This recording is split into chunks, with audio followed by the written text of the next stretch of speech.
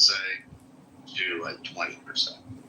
No, I think this might be we're thinking about this strategically. He doesn't have to create a party that produces a presidential candidate.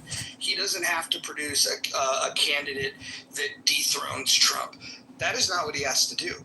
All he has to do is put his money behind primary candidates that put pressure on MAGA Republicans, and to just simply say, these are representatives that are committed to be fiscal hawks. And then the way that you would battle that is you would just simply adopt those ideas and then you would crush it. And then he wins anyways. Because if he does this properly, it's going to cause more Republicans to be more fiscally conservative, and then you to some degree, right? You're going to have to go in that direction, because what is going to represent is that not only are you going to have a challenge in the general election from Democrats, but you're going to have challenges in the primary itself.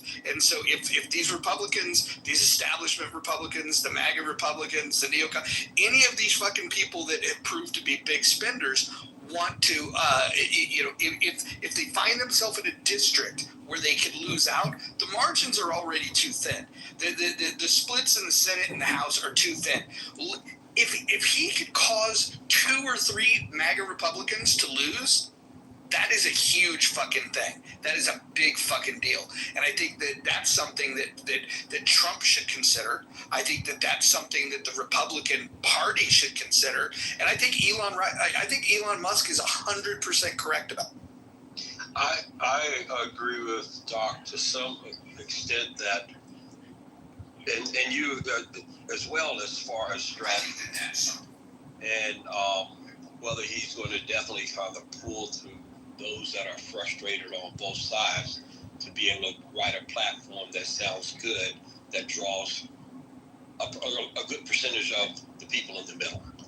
Because I do believe that both parties have only maybe 30 to 35 strongholds, and the rest are finding maybe a few things or 1 or 2 things that that causes you to vote one way or another. But if you can find those, the right platform to write that people can read, and it kind of falls somewhat in the middle, a little bit more to the right, but can drag some frustrated Democrats as well. 30% is all you need. 30% is really all you need to really get traction, I think. You're not going to get 30. You're not going to get hardly any Democrats. I don't think you're totally wrong in your statement, but I think that you're not even going to get. If you're even looking at Elon Musk's Twitter right now, you are not a Democrat at this point. I think that yes, he could, as Roger said, strategically with all that money, he could make a splash. I was kind of talking about more of the zeitgeist, like could Elon Musk wrangle enough support within the narrative to kind of make a difference? No, I don't think he could. He's just not, he doesn't fulfill that role. Could with his money. What I don't get is that, like, the level of like partisan cuckoldry that happens where like it's like, oh, I'm a real Republican, so I'm super MAGA. Like I don't want to offend anybody, and whatever. We saw the same thing with the Democrats, but I mean, at the end of the day, I mean, I look at Trump as like a narcissistic piece of shit. He's a vessel that can kind of like maybe get done some of the things that I would like to see get done. But he first of all, he's not a fucking conservative. He's barely been a fucking Republican his whole life. With his populist movement, he's changed the Republican Party.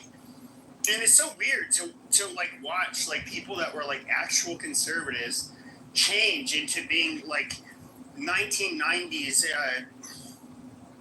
maybe bluegrass Democrats, but still not even that conservative.